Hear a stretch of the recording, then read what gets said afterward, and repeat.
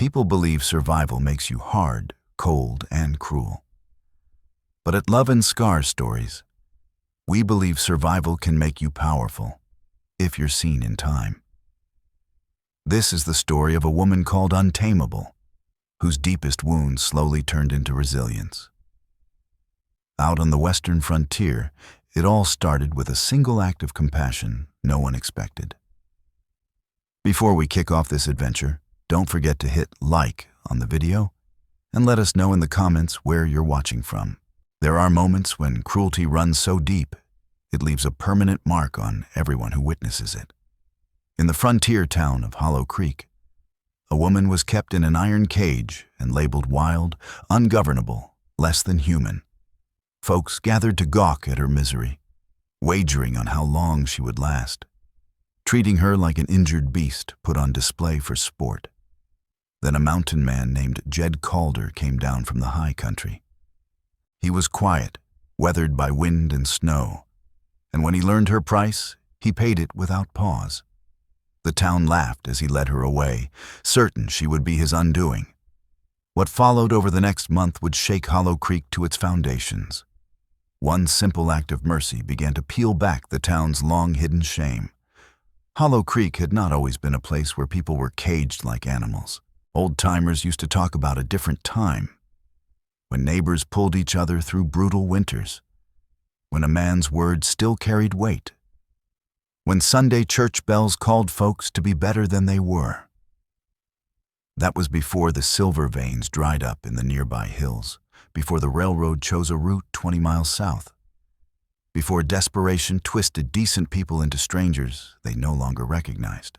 The town sat in a shallow valley, where Hollow Creek itself dwindled to a thin ribbon by late summer, winding between low hills of sage and scrub pine. The main street stretched a quarter-mile of rutted dirt, lined with tired buildings that leaned like worn-out men. There was Holloway's Saloon, the largest place in town. Its false front painted a fading red. The general store belonged to Martha Olson and Peter Olson, a Norwegian couple who had buried 2 sons to fever and had not truly smiled since. Nearby stood the blacksmith shop, where Cole Ashford still did honest work when he wasn't drowning memories of the war. There was a church with a steeple that leaned slightly east, overseen by Elias Boone, a man just as skilled at quoting scripture as he was at counting cards. And then there was the sheriff's office, where Silas Vane kept order the way a man controls a pack of half-starved dogs. Just enough force to stay in charge. Never enough to quiet the hunger. Vane had once been a cavalry sergeant and still wore his blue coat with a yellow stripe, now stained by years of tobacco juice and moral rot. He was a large man, thick through the middle, with a waxed handlebar mustache and small eyes that measured profit in every situation. It was Vane who ordered the cage built in the town square. Not because any law demanded it, but because spectacle drew crowds, and crowds with coins were good for business. The cage stood near the old hanging tree, a grim relic from the days Hollow Creek pretended at swift justice. It was built from iron bars, salvaged from an abandoned mine, barely 8 feet square, scarcely tall enough to stand in, with no protection from sun, rain, or the mountain cold. That was where they kept her, the woman with no real name, only cruel labels.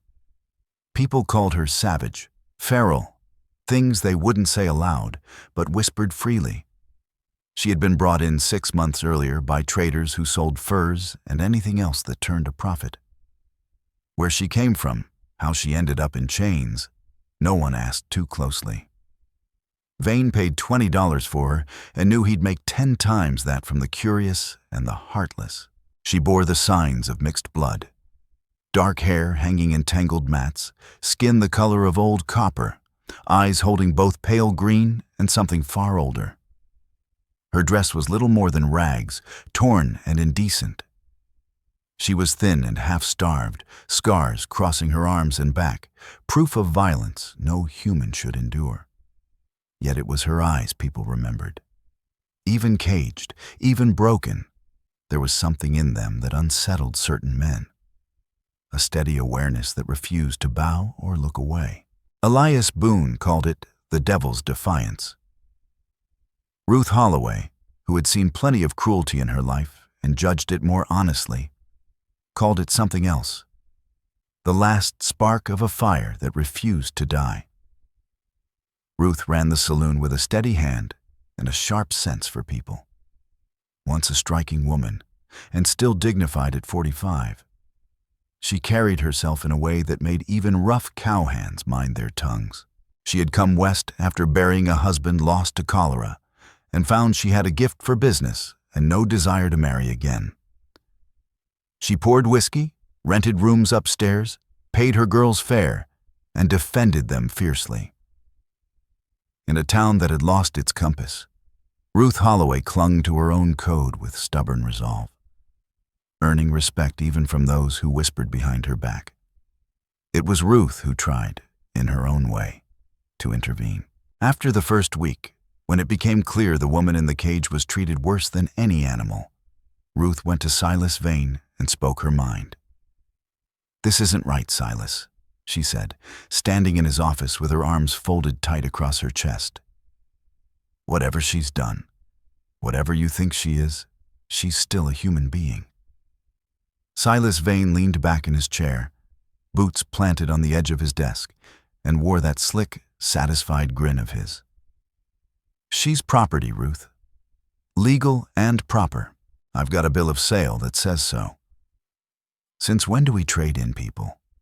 Since always, if you look far enough back. Besides, she's half savage anyway. Probably happier outdoors than in."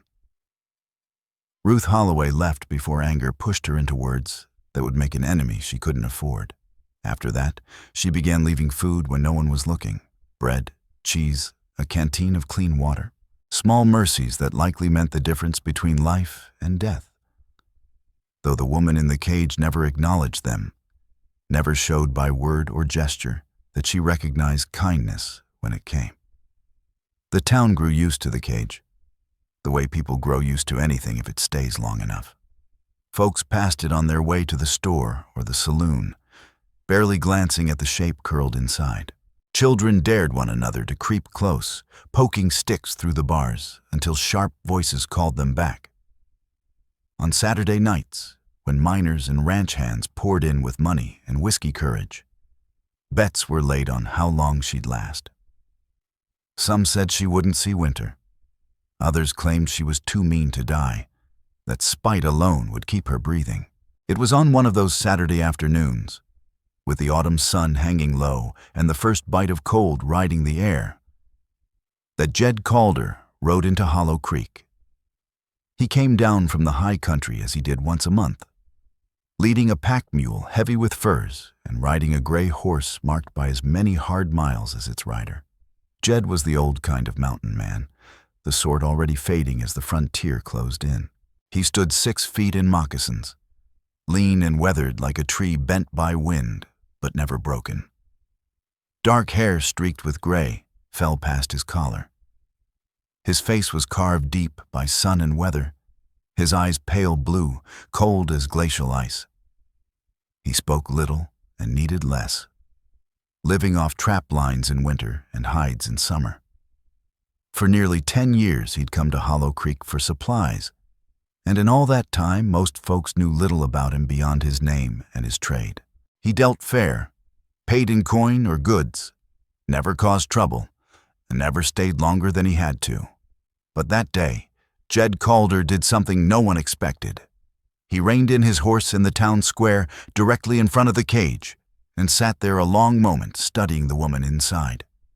She met his gaze, those green-brown eyes holding his without fear or plea, only a steady awareness that made most men look away. Jed dismounted, tied his horse to the rail, and walked into the sheriff's office. Those who watched felt something stir. Curiosity, maybe, or the sense that the ordinary rhythm of their days was about to break. Inside, the exchange was short. Jed asked one question. "What's her price?" Silas Vane, smelling opportunity, named a sum that would have bought a fine horse and saddle. Jed counted out the gold without haggling, signed the bill of sale that made it lawful by the standards of the time, and walked back outside. The small crowd that had gathered fell silent as he unlocked the cage. Vane followed, handing over the key with a grin that suggested he expected a show. The woman didn't move, even when the door swung open. Jed stepped back, giving her space, and waited with the patience of a man who'd spent years watching game trails. At last, slowly, she came out. Her legs shook from disuse as she stood squinting in the afternoon light. Jed shrugged out of his coat, heavy wool lined with fur, and held it out. She stared at it, then at him, suspicion and something like disbelief crossing her face, as if warmth offered without demand made no sense. "For the right," Jed said, his voice quiet, rough from little use. "Gets cold in the mountains." After a moment, she took the coat and wrapped it around herself. Jed mounted his horse and held out his hand.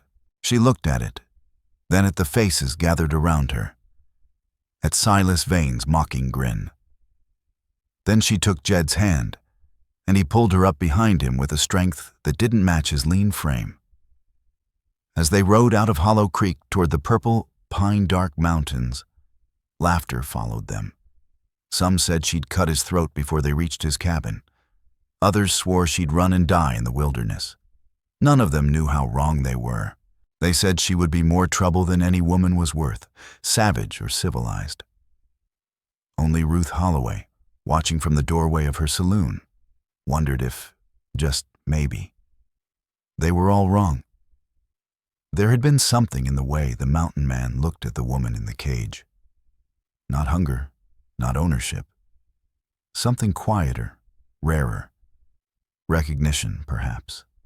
One human being seeing another and deciding that was enough. The sun was sinking when Jed Calder rode out of Hollow Creek, the woman riding behind him, unnamed and silent, into country where the air thinned and the only law that mattered was the one a man carried in his chest. The climb into the mountains took nearly 3 hours, the trail fading mile by mile until it became little more than a scar of disturbed earth threading through tall pines. The woman, Mara, though Jed did not yet know her name, sat stiff behind him, her hands gripping the saddle instead of his waist, keeping what distance she could. She said nothing, and Jed did not push. Silence, he knew, was its own language, and this woman had more reasons than most to trust no one. The higher they climbed, the colder the air grew, sharp with pine resin and stone. A hawk wheeled overhead, riding unseen currents. Somewhere far off, an elk bugled, its lonely call echoing through the valleys. She flinched hard at the sound, her body going rigid, and Jed felt it through the saddle. "Just an elk," he said quietly. "Bull calling for his herd. Happens this time of year." She didn't answer, but some of the tension eased. Small mercies, Jed thought. Small steps. His cabin lay in a clearing cut long ago by fire, the forest grown back young and slender at the edges. A creek ran nearby. The same Hollow Creek the town was named for, though up here it ran cold and clear, alive with trout. The cabin was solid work, logs cut and notched by his own hands, a stone chimney that drew clean, a roof that had held through 12 winters. A small barn stood off to one side, a shed beyond it, and a stillness settled over the place like fresh snow.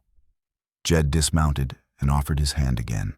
This time she ignored it, sliding down on her own and stumbling when her boots hit the ground. Her legs had spent too long locked in that cage. She caught herself against the horse's flank, steadied, and looked around with the wariness of someone who mapped every escape before anything else. "Cabin's there," Jed said, nodding toward it. "Sleep inside or out? Your choice." He gestured toward the trees. "Creek's just past those pines if you want to wash. I'll tend the animals and start a fire." She studied him. Those sharp, searching eyes looking for the trick, the angle, the moment kindness would turn into another kind of cruelty. When she finally spoke, her voice was rough from disuse, marked by accents older than English. Why? One word, heavy with questions. Why buy me? Why bring me here? Why talk like I have a choice? Why pretend mercy? Jed met her gaze. Because no living thing ought to be caged like that. Because I had the money. Because you needed out. That's all. Nothing is ever just all, she said, the weight of lived bitterness in every syllable.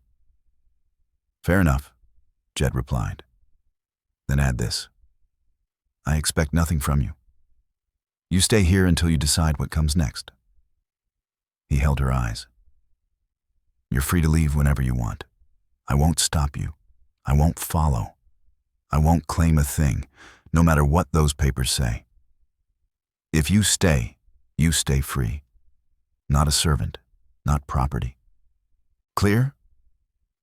She watched him a long moment, then turned without another word and walked toward the creek, still wrapped in his coat. Jed stood there until she disappeared into the trees, then went about his evening work. He watered the horse and mule, stacked the furs in the shed, built a fire in the hearth. He set water to boil, made a simple stew from dried venison and roots, and put coffee on. As night settled and the cold deepened, he heard her moving outside. He left the cabin door open and set a lantern just inside, its light spilling outward without forcing her to step into it. He ate his share, left the pot warming over the coals, and settled into his chair with a worn leather journal where he kept notes on weather, animals, and the slow turning of seasons. The hours passed. The fire burned low. Outside, he heard her gathering wood. Careful, uncertain movements from someone not yet used to these woods. He fought the urge to help, knowing that right now, her independence mattered more than comfort. Eventually, Jed Calder banked the fire, left the cabin door open, and stretched out on his bed, a simple frame of rope and canvas layered with wool blankets. Through the doorway, he could see the small fire she had built at the edge of the clearing. Her silhouette crouched beside it, wrapped in his coat and a blanket she must have taken from the barn. She was watching the cabin, watching him, waiting to see what would come next. Jed let his eyes close and allowed sleep to take him, trusting that morning would arrive the way it was meant to. When he woke, the fire outside had burned low and she was gone. For a moment he wondered if she had fled after all. Then he heard movement near the barn and felt the tension ease from his chest. She was checking the animals, or maybe choosing shelter that felt safer than the cabin. Jed rose, stirred the embers back to life, set coffee to boil, and cooked cornmeal mush sweetened with honey. When she appeared in the doorway, cautious as a deer at a salt lick, he nodded toward the pot. There's food if you want it. Coffee, too. She stepped inside for the first time, keeping to the wall, leaving as much distance between them as possible. Her eyes took in everything at once. The rifle above the door, the knives on the table, the windows, the layout. Calculations shaped by survival. Jed poured coffee into a tin cup, set it beside the bowl and spoon, then carried his own breakfast outside, sitting on the chopping stump so she could eat without being watched. When she came back out, the cup and bowl were empty. She set them on the bench and looked at him across the clearing. My name is Mara, she said. Mara. The name left her lips carefully, as if she were testing its strength, seeing whether it would hold in the open air or shatter. Jed nodded once. Jed Calder, he replied. Glad to meet you, Mara. Something shifted in her expression. Not quite a smile, but the easing of a tightness, as though hearing her name spoken with respect was water on dry ground. The days that followed settled into a cautious rhythm. Mara slept in the barn at first. Then after a week, moved into the cabin, pressing herself against the far wall, wrapped in the blankets Jed gave her. Her body slowly healed. The cuts on her arms and back scabbed over, the hollows in her face filled out with steady meals. The deeper wounds took longer. Jed knew that well enough. She began helping without being asked, carrying water from the creek, gathering firewood, watching how he cooked until she quietly took over parts of it herself. Most of what they shared came through motion rather than words. Jed showed her how to bank a fire overnight, how to tell when coffee was ready, how to read the sky for weather. Mara learned fast and remembered everything.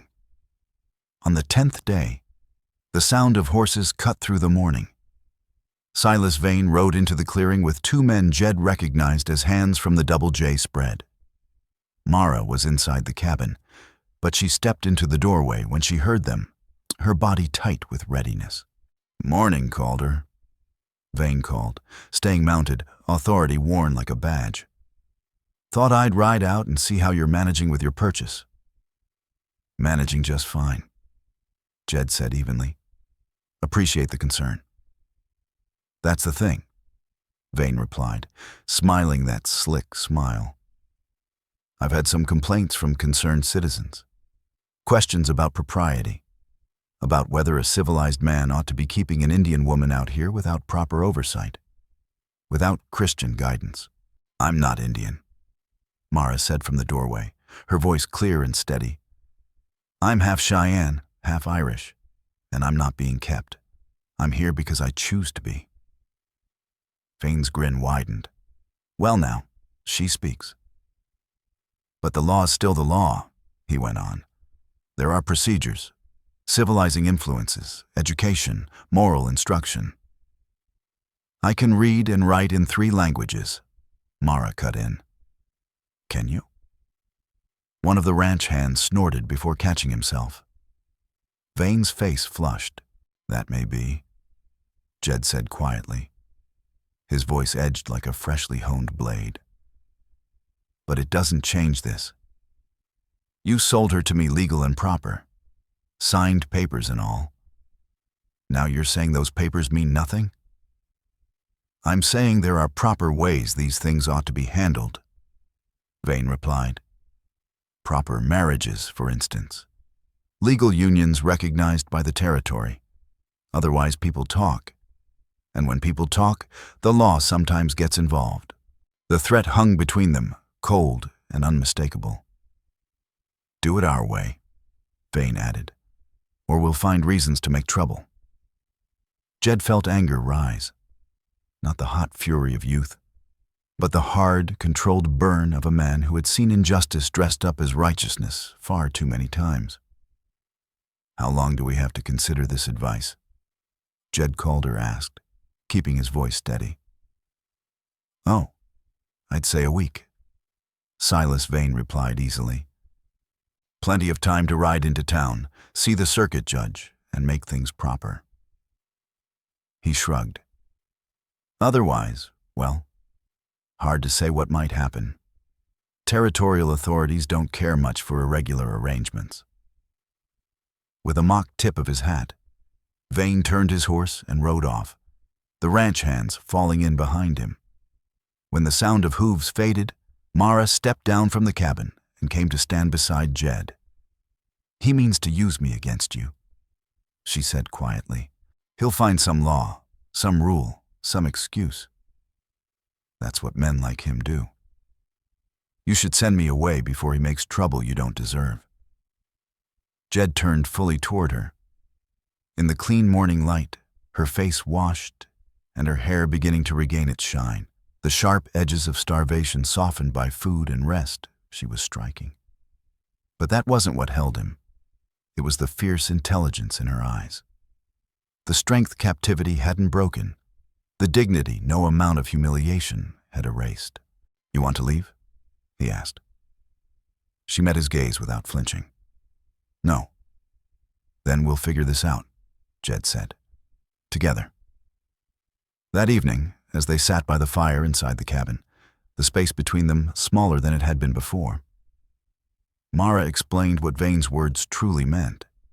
Marriage, not love, but protection. A legal shield. The bitter hypocrisy of men who had caged her, now demanding Christian propriety. "He's right about one thing," Jed said when she finished. "A legal marriage would make it harder for them to interfere. It wouldn't be real, just paper for the law's sake." She stayed silent, watching the flames. "You'd keep your freedom," Jed went on. "Your choices. You'd have a legal name, legal standing. Less room for them to claim authority over you." After a long while, she spoke, her voice heavy with old betrayals. "And what would you want from this arrangement?" "Nothing more than what we already have," Jed said. "Separate quarters if you want. Your own life. I'm not looking for a wife in anything but name. I'm just trying to keep the wolves from the door." She turned to face him, studying his weathered features in the firelight. "Why? Why do this for a stranger? For someone the whole town calls savage?" Jed's answer came slowly. Sorrow threaded through it. 12 years ago, I couldn't save my wife and daughter when cholera came through. I watched them die and buried them in ground too frozen to dig proper graves." He swallowed. "I swore that if I ever had a chance to help someone who needed it, I wouldn't let it pass. This is that moment. This is that chance." Silence stretched between them, broken only by the crackle of the fire and the distant call of a night bird. Finally, Mara nodded. "On one condition." "Name it." "You teach me everything you know," she said. "How to live in these mountains, how to hunt, track, survive, how to be free the way you are. So if I ever have to run again, I'll know how." Jed extended his hand. "Deal." She took it, and for the first time since he'd found her in that cage, she almost smiled, small and fragile, like new ice on still water. Outside, the first snow of autumn began to fall, quiet and white. February brought a cold so deep it split trees like rifle shots and froze breath before it left the mouth. It also brought a closeness born of necessity and something more. Real companionship. The cabin became its own small world, where two damaged souls learned to heal through patience and shared silence. One night, as wind rattled the shutters and snow packed hard against the walls, Jed finally spoke of the weight he'd carried for 12 years. "I should have known," he said, staring into his coffee. "There were signs in the last town. People getting sick, dying. I should have kept us moving, found clean water." He shook his head. "Instead, I camped by a creek that must have been fouled upstream. I killed them as surely as if I'd poisoned them myself." Mara set aside her beadwork and looked at him steadily. "Did you know the water was bad?" "No." "Did you have reason to think it was?" "Not really," he admitted. "But I should have." She held his gaze, her voice calm but firm. "You can't punish yourself for not knowing what couldn't be known. Jed." Her voice was steady, cutting clean through his spiral of blame. "You can't punish yourself for not knowing what can't be known. Cholera comes like lightning. It strikes where it will. You didn't bring it down on them." "I was supposed to protect them," Jed said. "And I was supposed to protect my family," Mara replied softly. "I hid while they died. I was 14, and I hid in a root cellar because I was afraid." She held his gaze. "Should I carry that guilt forever?" Jed looked at her and saw the pain there, the shared weight of survival. "That's different," he said. "You were a child." "And you were human," she answered. "Mortal, limited by the same flesh and knowledge as any man." She moved closer and sat beside him in a way she never would have weeks earlier. You've been punishing yourself by living alone up here, haven't you? Living half a life because you think you don't deserve a whole one. The truth hit him like cold water. Maybe. I understand that, Mara said. After what happened to me, after being caged and beaten and treated like an animal, I wanted to die. Some nights I prayed for it, but I didn't. She paused, and I realized that surviving meant something. That I owed it to my parents, to the boy who died defending the village, to everyone who didn't make it. I owed them a real life, not just breathing. Something cracked in Jed's chest, a long frozen thing beginning to thaw. How do you do that? He asked. How do you make peace with it? I don't know yet, Mara admitted. But I think it starts with letting yourself feel again. Joy, connection, hope. All the reasons being alive matters. They sat in silence, shoulders touching now. And Jed understood that somewhere in the passing months, Mara had become more than a responsibility or a companion. She had become essential. Different from what he'd lost, never a replacement, but vital in her own right. Tell me about your mother, he said, wanting to know all of her, every piece that made up Mara. So she told him. She spoke of Ayanna, her mother, a medicine woman among her people, who knew the land and its plants, who chose to marry Samuel Crow because she loved him and believed bridges between worlds could be built. Mara talked about growing up between two ways of life. Learning Cheyenne traditions alongside her father's Irish Catholic faith.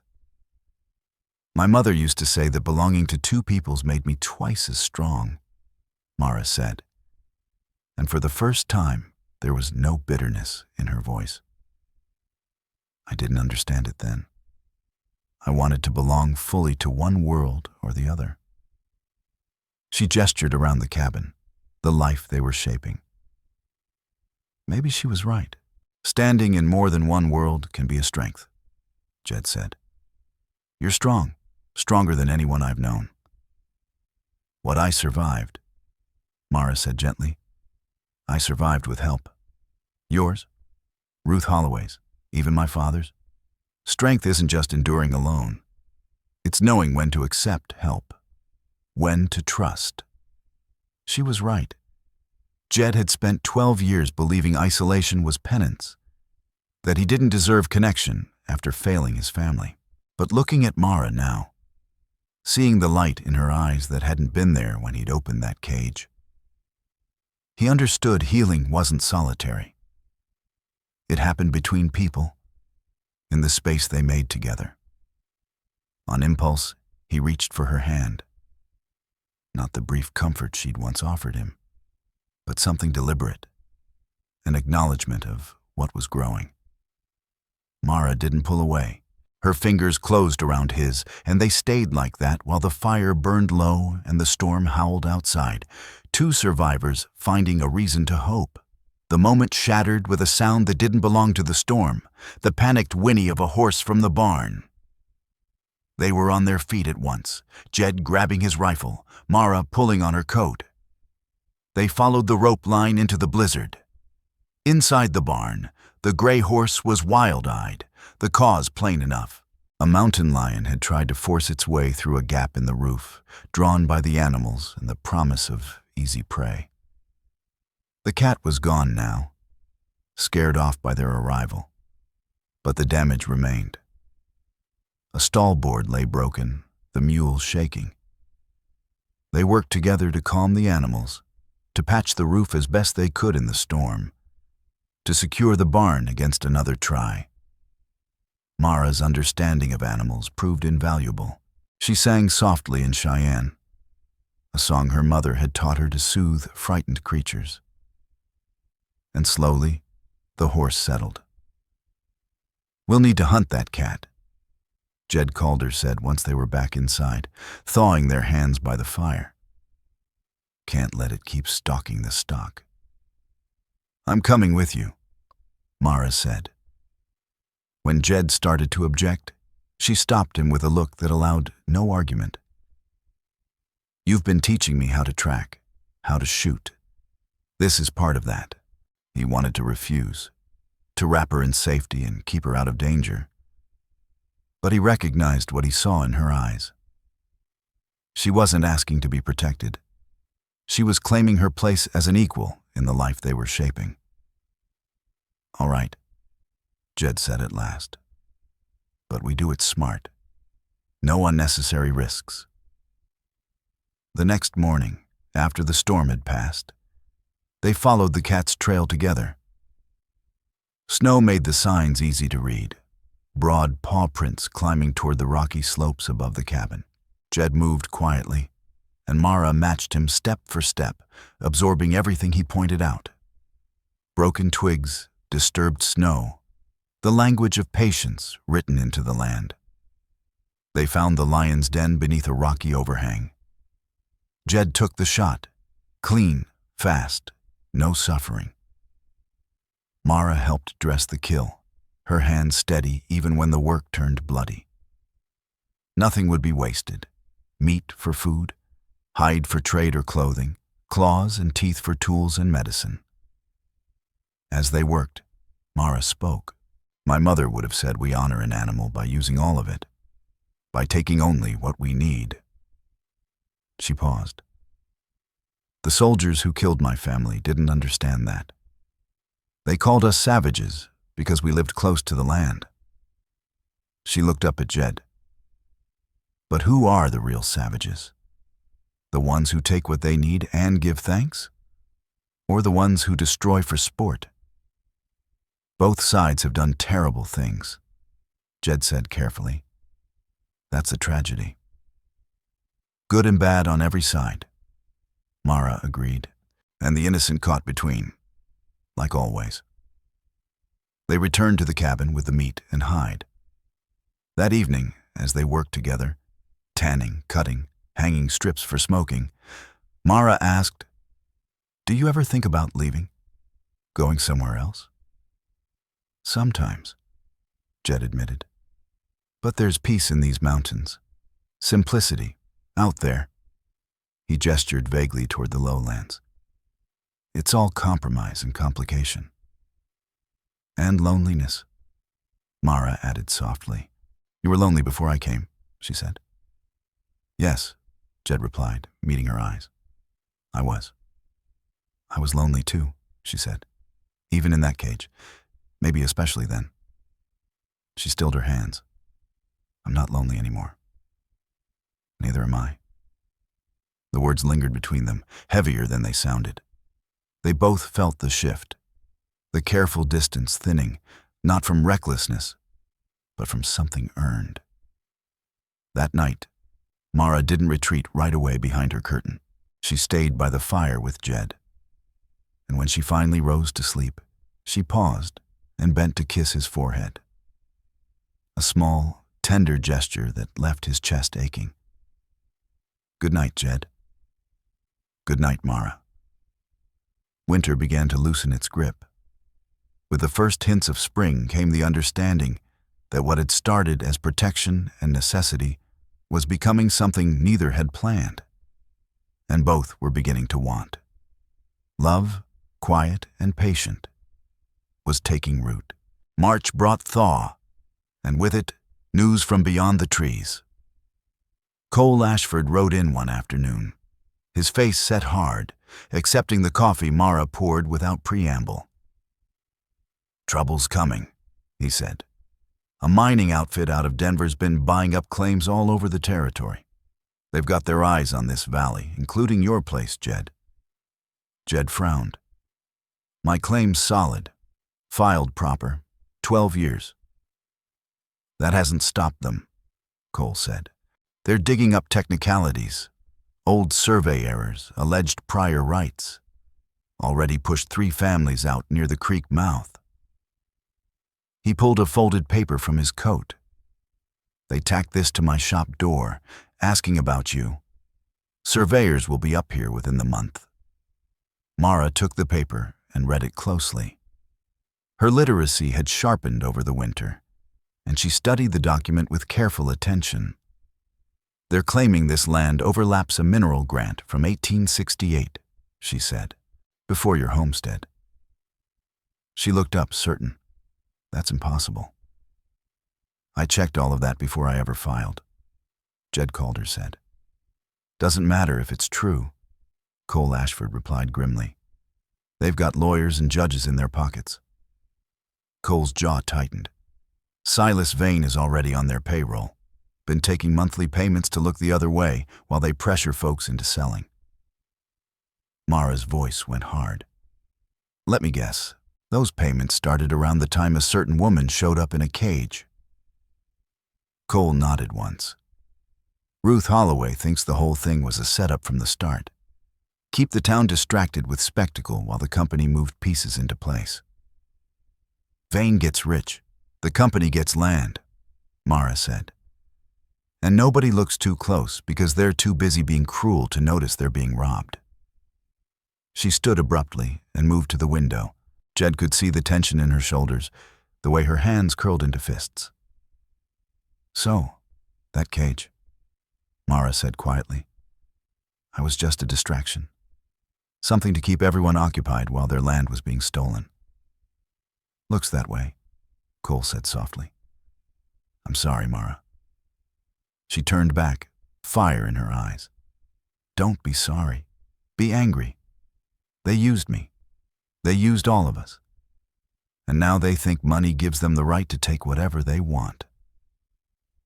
"That's usually how it works," Jed said, his jaw set. "Then we change how it works." Cole looked between them, something like hope sparking in his expression. "Ruth figured you might say that. She's been collecting information, documenting everything she can." "The company's sloppy," Cole went on. "They've made mistakes, left trails." "What kind of mistakes?" Mara asked. "Forged signatures on some sales. Surveyors who aren't licensed. Payments to Vane he never declared to the territorial government." Cole pulled more papers from his coat. "Ruth's good with numbers. She's tracked it all." Mara spread the documents across the table. As she read, her anger sharpened into focus. "This is good. This is evidence of fraud. But we need to get it to someone who can act on it." "The territorial governor's in Denver," Cole said. "Edwin Harrow. By reputation, he's honest. Doesn't tolerate corruption." "That's a week's ride each way," Jed said. "In this weather, maybe more." "Then we wait for better conditions," Mara said decisively. "We gather more proof, and then we go." She looked at Jed. "This isn't just about keeping this cabin. We expose what they're doing to everyone." Jed studied her, the sharp intelligence in her eyes, the way her mind worked through angles and outcomes. This was the woman who'd survived a cage, who'd been sold and broken, and yet emerged stronger. She wasn't fighting just for herself anymore. "You're right," he said. "But we do this carefully. They've already shown they don't play fair. Over the next week, they planned." Cole rode back to town with instructions for Ruth Holloway to keep gathering evidence and to stay cautious.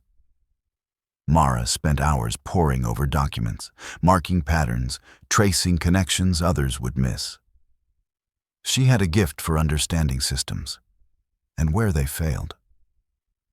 One evening, working by lamplight, Mara looked up sharply. "There's something else." Jed leaned closer. "What is it?" "The original mineral rights grant they're claiming." She swallowed. "It's signed by Samuel Crow." Her hand trembled. "My father." Jed bent over the paper. The signature was there, dated 1868. "Your father was a territorial judge," Jed said quietly. "You never told me." "I knew he dealt in land," Mara said, her voice catching. "I knew he had ties to the territorial government. But this, he must have been more important than I realized." Jed looked at her. What happened to him? You said your family was killed in a massacre, but he wasn't there that day. Mara stared down at the paper. He was traveling in Denver on legal business when he came back and found what had happened. Mara closed her eyes, the memories rising sharp and clear. He went to the territorial authorities, demanded justice, she said. I heard him shouting at soldiers before they dragged me away. After that, I never saw him again. I thought he'd been killed, she went on, voice tight. Or that he'd abandoned me. Maybe he didn't abandon you, Jed Calder said gently. Maybe he was trying to force justice, and something happened to him. Mara nodded slowly. When she opened her eyes, they shone with unshed tears, something harder beneath them. Determination. Then we find out what happened. We go to Denver. We bring this evidence. We ask questions about the mining company, about my father, about all of it. That night, for the first time since winter had settled in, they heard running water. The creek had broken free, snowmelt rushing over stone. Spring had truly arrived, and with it, the moment to act. Mara stood in the cabin doorway, looking up at the stars. Jed came to her side, and without thinking, she leaned into him, letting his arms rest around her shoulders. We're going to fight this, she said quietly. Yes. It's going to be dangerous. If what Cole Ashford says is true, they've already killed people. I know. She turned slightly. And you're still willing to stand with me? Even though this isn't really your fight. It's about my father. Mara, Jed said, turning her to face him.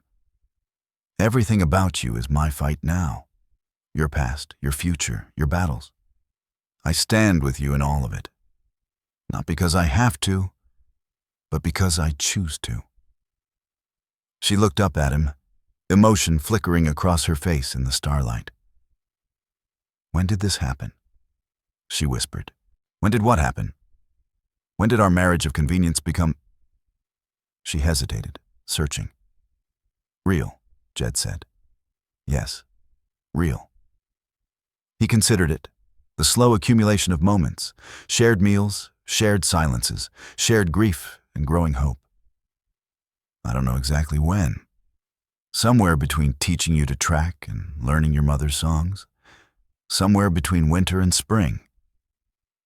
Mara lifted her hand and cupped his weathered face.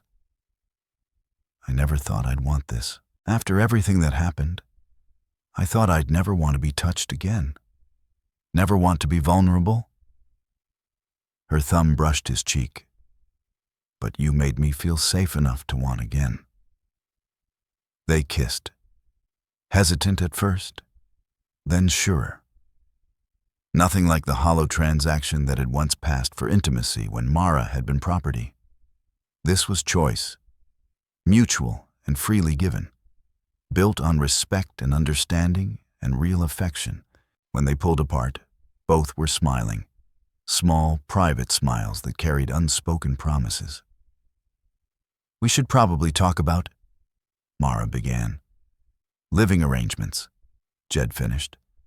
Expectations, boundaries. They talked long into the night. Two people who had learned that honesty was the only foundation strong enough to hold. The curtain came down quietly, not for drama, but because it was no longer needed. Outside, spring continued its work of renewal. Inside the cabin, two hearts began to find a shared rhythm. The journey to Denver took 9 days. Through mountain passes still clogged with late snow and across plains just beginning to green. Jed and Mara traveled light. The evidence Ruth Holloway had gathered wrapped in oilcloth and secured in their saddlebags. They moved cautiously, aware that the Black Rock Syndicate might be watching for trouble. Cole had given them the name of a lawyer in Denver, Henry Whitlock, a German immigrant known for standing up to corporate abuse. They found his office above a dry goods store on Larimer Street, a cramped space crowded with law books and stacked files. Whitlock was a small man with wire-rimmed spectacles and ink-stained fingers, but his eyes were sharp and his handshake firm. He listened closely as Mara and Jed laid out their case, spreading Ruth's documents across his desk. "This is excellent work," Whitlock said, studying the papers. "Your friend, Ruth Holloway, yes? She has a remarkable eye for detail." These payment records to Silas Vane alone would be enough to trigger a formal investigation, Henry Whitlock said. "But stopping them from taking your land is another matter." "Is it enough?" Mara asked. "Enough to keep them from seizing our home?" Whitlock frowned. "That depends on the strength of their mineral rights claim. If they can establish prior ownership, even forced evictions, fraudulent as they are, could hold up in court while the matter drags on. We'd have to challenge the original grant itself." "It was signed by Territorial Judge Samuel Crowe," Mara said. Whitlock's head snapped up. "Crowe, are you certain?" "Completely." Whitlock rose and crossed the room, opening a filing cabinet and pulling out a thick, dust-worn folder. "Because Samuel Crowe has been a mystery for 15 years. He was one of the most respected judges in the territory, known for integrity and fairness. Then, in 1869, he filed a formal complaint alleging corruption at the highest levels. Bribes, land fraud, even murder." Mara felt the blood drain from her face. "What happened to him?" "Officially," Whitlock said carefully, "he went to inspect land claims in the Montana Territory and never returned. Presumed dead, either killed in transit or by hostile forces." He studied her closely. Unofficially, there were always whispers he was silenced. "Silenced by whom?" His complaint named several powerful men, the territorial secretary, and executives tied to major mining interests. Whitlock hesitated. One of those interests later evolved into what we now know as the Black Rock Syndicate. Mara's breath caught. "How did you—" Whitlock stopped, really looking at her for the first time. "What is your name, miss?" "Mara Calder," she said evenly. "Born Mara Crowe." The silence that followed was heavy. Whitlock sank back into his chair, removed his spectacles, and cleaned them slowly, more to gather his thoughts than out of need. "Judge Crowe had a family," he said at last. "A Cheyenne wife and a young daughter. They were killed in a massacre in 1869. Many believed it was meant to break him, punish him for what he'd uncovered. The daughter's body was never found, but she was presumed dead." "I'm not dead," Mara said, her voice steady despite the storm inside her. "I'm alive, and I need to know everything you know about my father." Whitlock nodded and began to speak. He told them how Samuel Crowe had been appointed judge in 1864, how he married Ayanna in 1866, how his reputation for fairness earned him enemies among those who thrived on lawlessness. His investigation into land fraud uncovered a scheme reaching deep into the territorial government. Indian lands and small homesteads stripped away through forged surveys and legal tricks, then sold to mining companies for pennies. "Your father documented it all," Whitlock said, spreading papers across the desk. "These are copies of his original complaint. Forged signatures, bribed officials, false surveys. He was preparing to take it directly to Washington. But he never made it," Jed Calder said quietly. "There were rumors," Whitlock replied, "that he hid copies of his evidence, intended to protect it in case something happened to him. Then your family was attacked, and after that, he vanished." Mara swallowed. "And his will?" Whitlock hesitated, then opened another file. There was one more thing. Judge Crow updated his will shortly before he disappeared. He left everything to his heirs, with explicit instructions that his land holdings and legal papers be held in trust for his daughter, should she ever be found alive. What land holdings? Jed asked. Whitlock turned the folder toward them. Mara gasped. The list was vast. Thousands of acres acquired legally over years of careful investment. And there, unmistakably, was the entire valley where Jed's cabin stood. Your father owned that land, Whitlock said. Purchased it from the territorial government in 1867. He intended it as a refuge, far from the corruption of the settlements, a place where his family could live safely. He never had the chance, Mara said softly. She traced her father's signature across deed after deed. So the mining company's claim is not just fraudulent, Whitlock said. It's built on the very corruption your father died trying to expose. He leaned forward. Mara, if we can prove your identity, if we establish you as Judge Crow's legal heir, you don't just own that cabin. She looked up, eyes steady. You own most of the land Black Rock Syndicate has been trying to steal. Their entire operation in your valley would be invalid. The weight of it settled over them like fresh snow. Mara wasn't fighting for a single cabin in the mountains anymore. She was the rightful heir to land worth a fortune, and she had the legal standing to challenge the corruption that had destroyed her family. They'll fight this, Jed Calder said quietly. If they killed my father to silence him, Mara finished, they won't hesitate to kill again. Henry Whitlock nodded, his expression grave. Which is why we have to move carefully. We'll need proof of your identity beyond your word. Witnesses, documents, anything that establishes you as Samuel Crow's daughter. The bill of sale, Mara said suddenly. The one Silas Vane used when Jed bought me. It listed me as the woman known as Mara Crow. Jed's jaw hardened.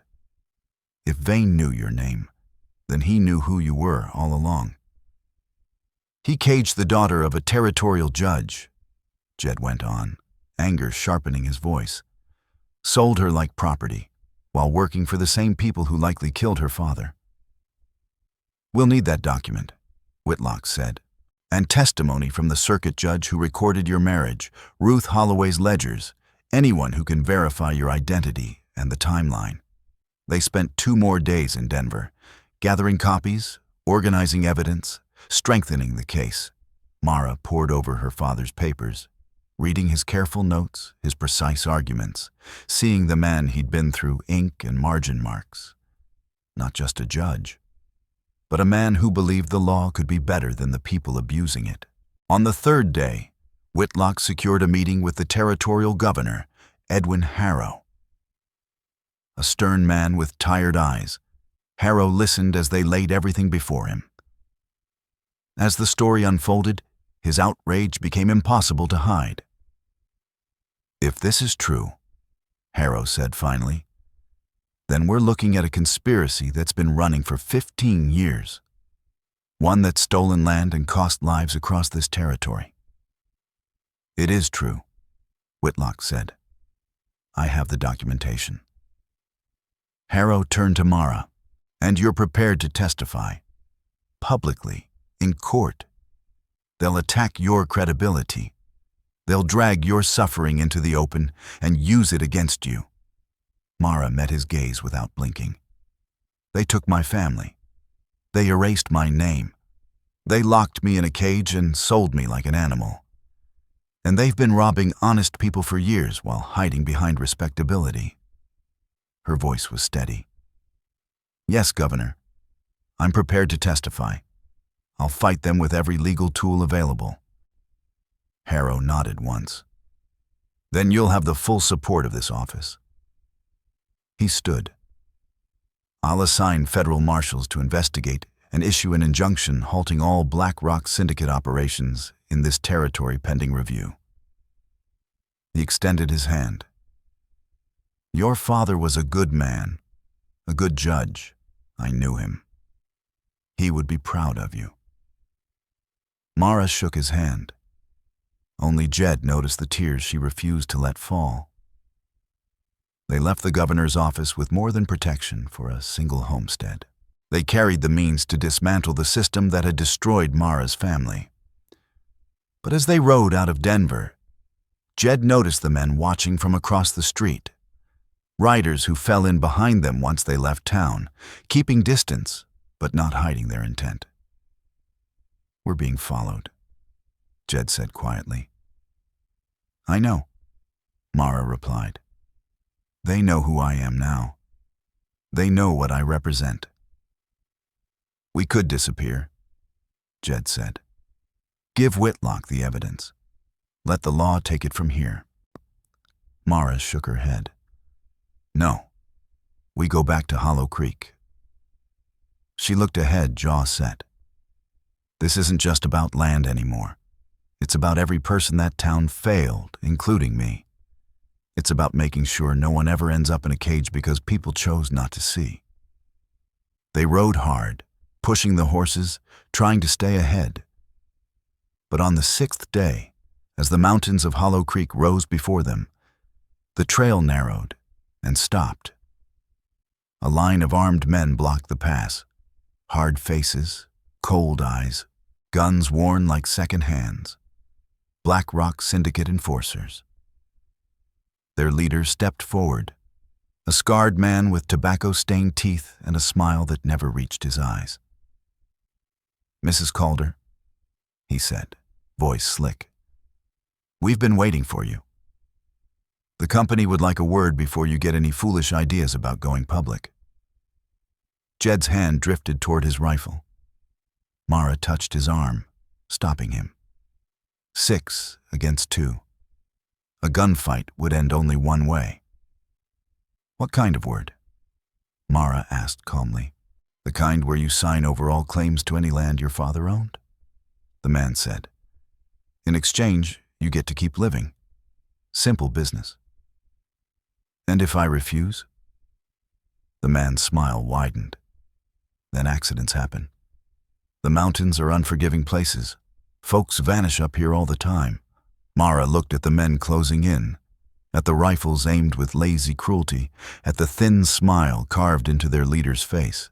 Then she looked at Jed Calder, and something passed between them, an understanding forged by months of shared danger and trust. No, she said calmly. No, I won't sign anything. You'll have to kill me. She lifted her chin. And know this. The territorial governor already has copies of my father's evidence. Federal marshals are already moving. You can kill me, but you can't stop what's coming. It was a bluff, at least partly. The evidence existed, yes, but the investigation would take time, and without Mara's testimony, it could stall. But the men didn't know that. Their leader's smile vanished. He raised his gun, sighting directly on Mara. The shot cracked from the trees above. The bullet came from Cole Ashford's rifle, positioned high among the rocks. The enforcer's hat flew from his head, spinning into the dirt. The message was unmistakable. The next shot wouldn't miss. The enforcers scrambled for cover as more shots rang out from multiple directions. From the left tree line emerged Ruth Holloway, her rifle steady and her stance sure. Behind her came half a dozen townsfolk, farmers, ranch hands, men and women, with grim faces and weapons ready. From the right, more appeared. Even Martha Olson, clutching a shotgun that looked older than she was. Looks like you're the ones outnumbered now, Ruth called out. And unlike you boys, she added, we know these mountains, every trail, every blind spot, every way in and out. The enforcers found themselves ringed by people who had finally decided which side they stood on. Their leader glanced from face to face, weighing his odds, and finding none.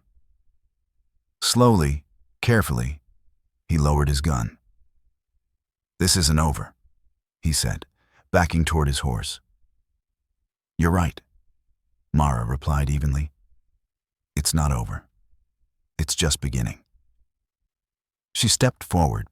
"Every crime your company has committed, every life you've crushed, every acre you've stolen, it's all coming into the light.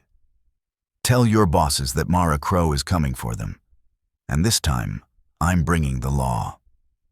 The men mounted up and rode hard. The townspeople lowered their weapons. Ruth approached, a tight smile on her face. "Figured you'd run into trouble," she said. "Cole's been watching the trails. When he saw them move to cut you off, we gathered everyone we could trust." Mara looked around at the faces surrounding her. Some who had once walked past her cage without a word, some who had failed her. But they were here now. They had chosen.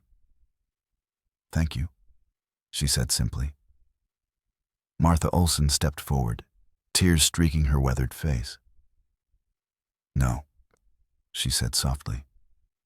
"Thank you for having the courage we didn't, for fighting when we stayed silent." They rode back toward Hollow Creek together, a rough procession of ordinary people who had finally found their spine. But as the town came into view, smoke rose from several buildings. The enforcers had struck first. The church burned. The general store smoldered. Ruth's saloon stood in blackened ruin. The town reeled in chaos. Elias Boone stood in the street, staring at the flames devouring his church, his sermons forgotten in the face of real loss. The Olsons wept over their store, a lifetime reduced to ash. Ruth stood before her saloon, silent, her expression carved from stone. Jed moved immediately to organize bucket lines, barking orders, trying to save what could still be saved. Mara went straight for the sheriff's office. Inside, Silas Vane was stuffing papers into a valise, sweat shining on his brow. "Going somewhere?" Mara asked from the doorway. Vane spun, his hand flying toward his gun. But Mara already had hers drawn. Jed's spare pistol, held steady with practiced confidence. "You can't prove anything," Vane blustered. "I'm the law here." "You never were," Mara said. "Just another thief wearing a badge." Her gaze shifted to the filing cabinet in the corner. "That's where you keep it, isn't it? 15 years of dirty paper." She moved closer, gun trained on him, and yanked open a drawer. Files spilled out. Bills of sale, land transfers, forged claims. Near the back sat a folder labeled simply White Horse. Mara's hand trembled as she pulled it free. Inside was everything. The bill of sale from the day Vane had bought her. Her full name typed clean and clear.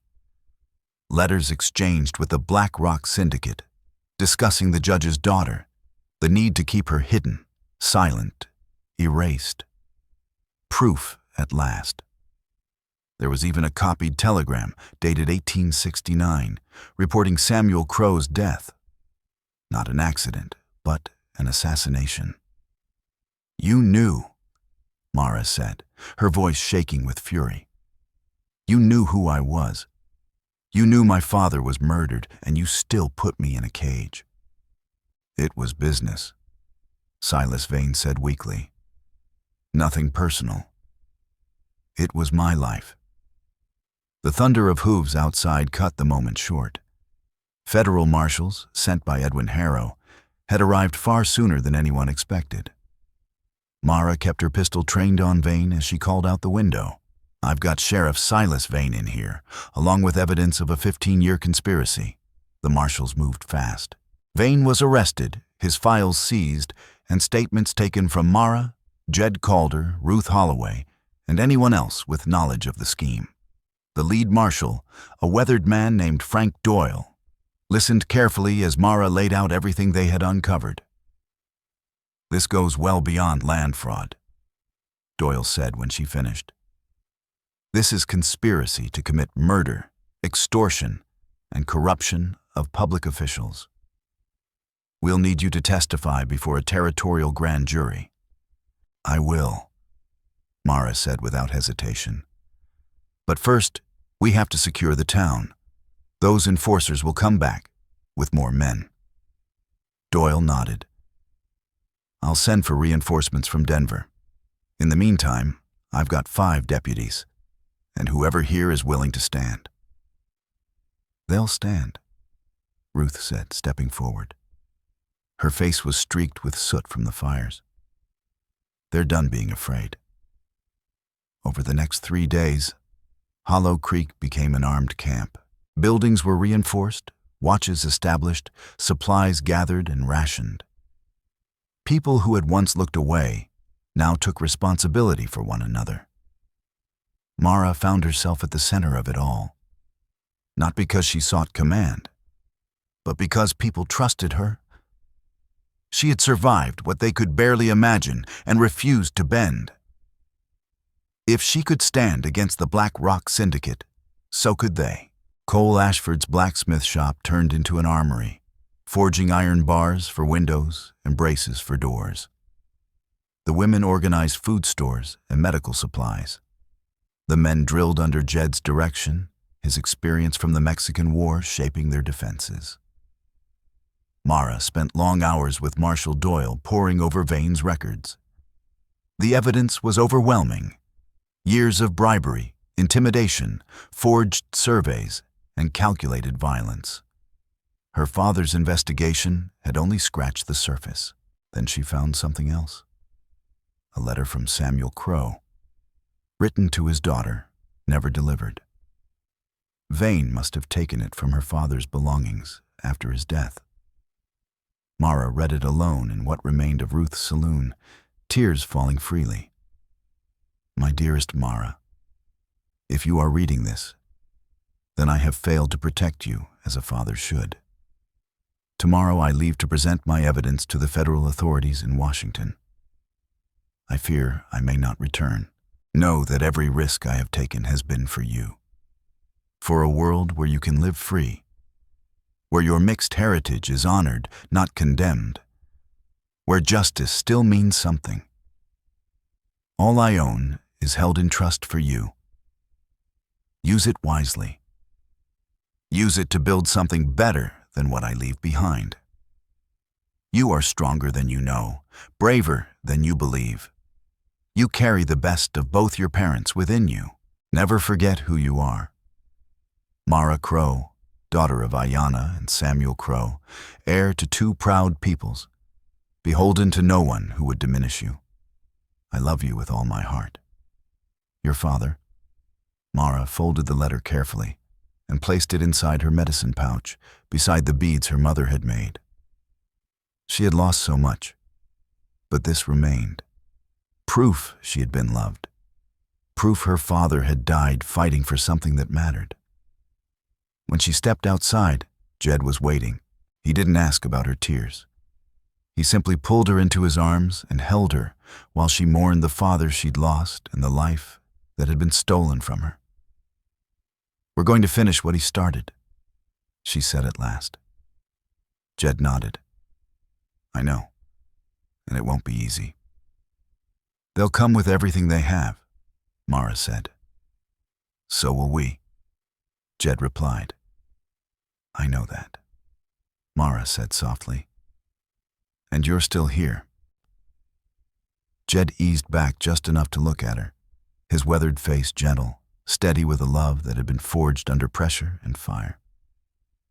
Mara, I'm with you through all of it, whatever the end looks like. You're my wife, truly now. Your fights are mine, your battles are mine. She kissed him there in the street, with half the town watching, a kiss that spoke of partnership, resolve, and a future they would build together if they lived to see it. That night, scouts brought grim news. The Black Rock Syndicate was moving. Not just enforcers this time, but hired guns pulled in from Texas and Missouri. Men paid to burn towns and silence problems. They were preparing for a siege. What remained of Hollow Creek gathered inside the church. The stone wall still stood, though the roof had burned away, leaving them under an open sky scattered with stars. "They'll hit us at dawn," Jed said, indicating the rough map spread across a crate. "They'll try to drown us in numbers and fire." 40 guns, Cole Ashford said. "Maybe more." The weight of it settled hard. They had barely 20 fighters, plus 5 federal marshals. Everyone understood the odds. "We could evacuate," Ruth Holloway offered quietly. "Get folks out. Wait for more marshals from Denver. And let them burn what's left," Martha Olson snapped. "This is our home." "Better to lose buildings than lives," Ruth said. Mara stood, and the murmurs died. "We don't have to choose between safety and home," she said. "We fight smart instead of fighting blind." She took a breath. "My father taught me something about the law. It's not just about being right. It's about making sure the world knows you're right. The company thinks killing me will bury the truth." She met their eyes. What if the truth is already everywhere before they strike? "How?" Frank Doyle asked. "We send riders. Every newspaper. Every town within a week's ride. We copy the evidence and scatter it so wide they can't erase it. If they kill us after that, it won't save them.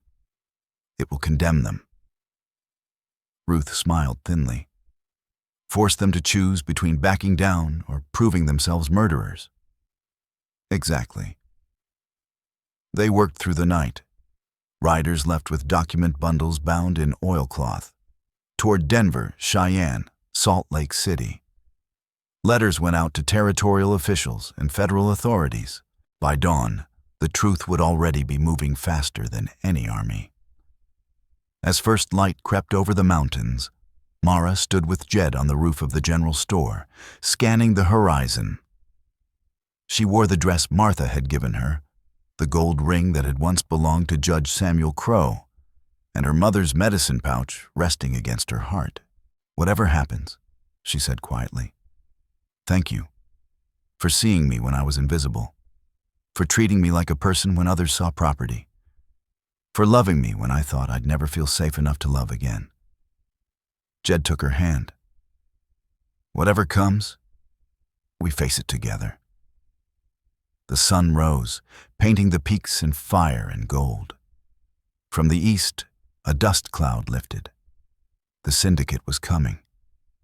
But something unexpected rippled through their ranks. Seeing armed townspeople, marshals, and prepared defenses, many of the hired guns hesitated. These men fought for pay, not conviction.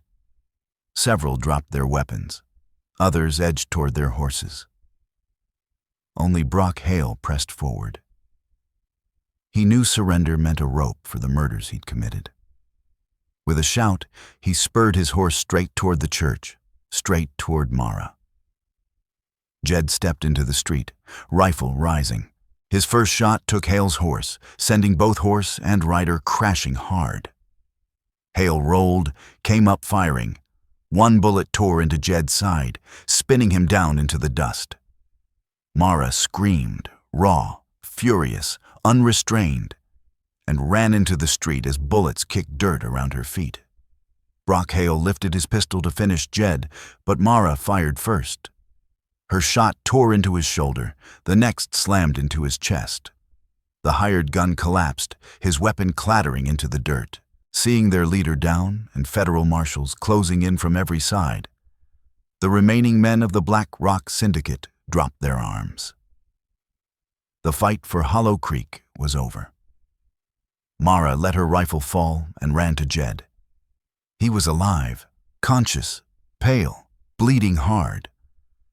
The bullet had punched through his ribs at an angle, missing anything vital but doing enough damage to steal his strength. Ruth was already there with bandages, Martha Olson with water, townsfolk gathering around the man who had stood for them when it mattered. "Told you," Jed rasped, forcing a crooked smile. I'm right where I chose to be." "You stubborn fool," Mara said, tears streaking her face as she helped Ruth bind the wound. "You could have been killed." "So could you," Jed answered. "Didn't stop you from running into the street." "That's different." "How?" "Because I can't lose you," she said. "Not now. Not after everything." A federal marshal approached while they worked. "Mrs. Calder," he said, "I'm Miles Kearney, sent by Governor Edwin Harrow. I have warrants for every person tied to the Black Rock Syndicate's operations and authorization to take testimony regarding your father's murder." Mara looked up, her hand still pressed to Jed's side. "Can it wait until I know my husband isn't bleeding to death?" Kearney allowed himself a small smile. "Yes, ma'am. It can wait." They carried Jed into what remained of Ruth's saloon and laid him across a table. Doc Reeves, the town's closest thing to a physician, a veterinarian who'd stitched more men than animals, set to work. Mara stayed, gripping Jed's hand, refusing to leave even when others tried to give them privacy. Outside, the marshals rounded up the surviving gunmen. Reporters arrived, setting up their cameras and notebooks, interviewing witnesses, recording the story that would soon race across the territory. By evening, presses were already rolling. "Daughter of murdered judge exposes 15-year conspiracy" would be the headline in Denver by morning. When night fell and the wounded were settled and the dead buried with what dignity could be managed, Mara finally stepped away to speak with Marshal Kearney. She gave him everything: Silas Vane's files, her father's papers, Henry Whitlock's documentation, her own sworn testimony. Kearney's expression darkened as he read. "This goes higher than we thought," he said.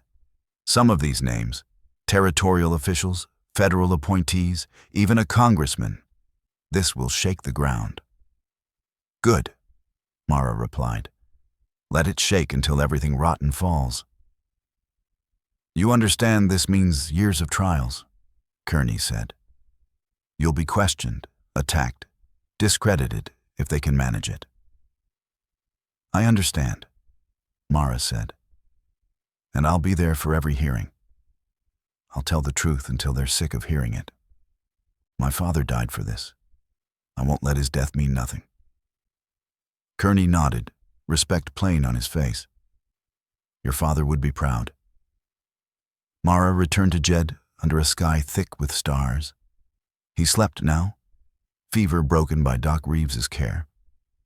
She sat beside him, hand in his, letting the weight of it all finally settle. She had come to Hollow Creek in a cage, nameless, broken, written off as less than human. She had been bought by a stranger and expected only more suffering. Instead, she had found safety, partnership, love. She had reclaimed her name, her father's legacy, her own strength. She had faced corruption and won, not alone, but alongside a town that had rediscovered its conscience. The iron cage still stood in the square, silent and accusing. Tomorrow, Mara decided, they would melt it down. It would become something that rang with hope instead of imprisonment. For tonight, she stayed with her husband, grateful for breath and heartbeat and the fragile promise of morning. They had survived. Against every odd, they had survived. And for now, that was enough. 6 months later, autumn painted the mountains in golden fire once more. Mara stood in Hollow Creek Square as Cole Ashford drove the final nail into the new schoolhouse. The building was plain and solid, raised with timber from Mara's land and paid for with part of her inheritance. Above the doorway hung a bell, newly cast from the iron of the cage that had once held her. The trials were still underway, but Hollow Creek had already changed, and so had she. The Black Rock Syndicate was finished. Its charter had been revoked its assets seized, its executives indicted on charges ranging from fraud to conspiracy to commit murder. Silas Vane testified against his former employers in exchange for a reduced sentence, and his testimony toppled two territorial officials, exposing corruption that reached all the way into the Federal Department of the Interior. The newspapers called it the greatest scandal the territory had ever known.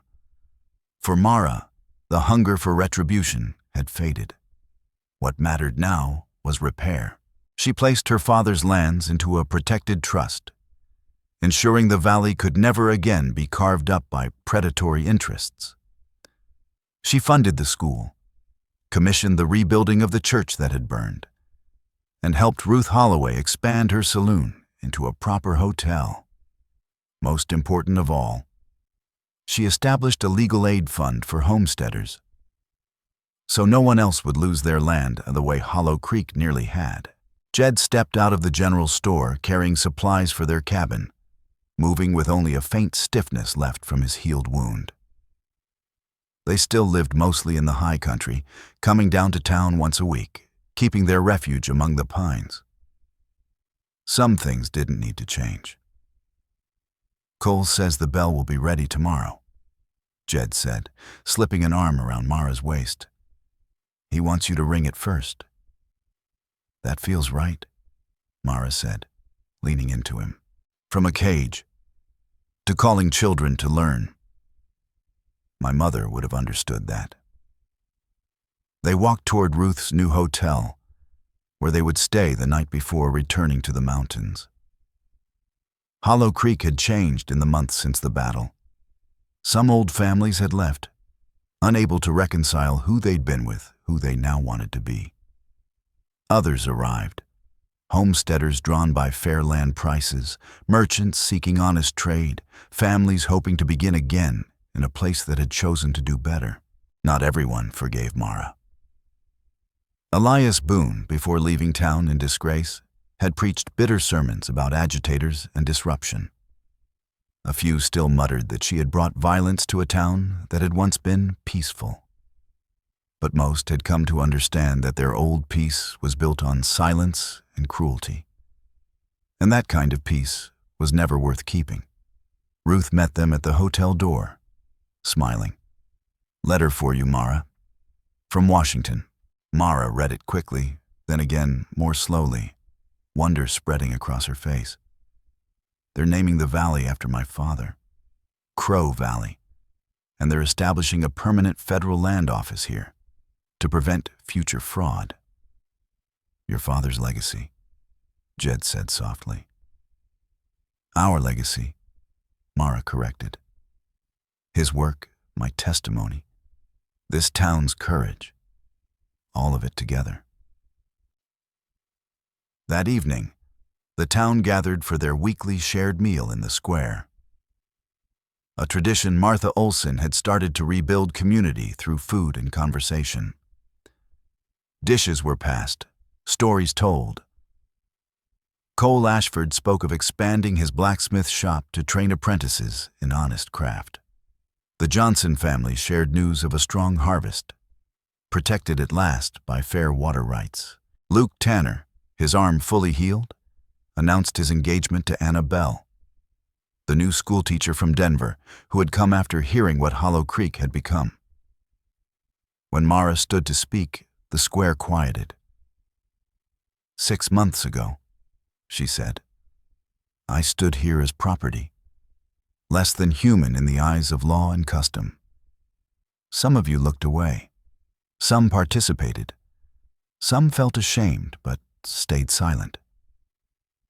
No accusation sharpened her voice, only truth. "Then you chose differently. You stood with me when it would have been easier not to. You risked your homes and lives for justice. That choice, choosing what was right over what was convenient, is what saved this town. Not my father's money, not the marshals, you." She reached for Jed's hand. "I came here broken. This town hurt me, but it also gave me the chance to heal, to fight, to become whole again. It gave me Jed, Ruth's friendship and a community that proved people can change if they decide to. She looked around the square. We've known darkness, but look at what we built in the light. The applause was quiet, sincere. When Mara sat, the talk turned easily toward plans and futures.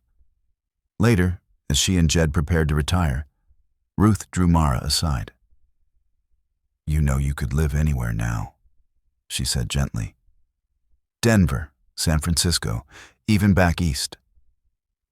Mara smiled, glancing toward the mountains beyond the town lights.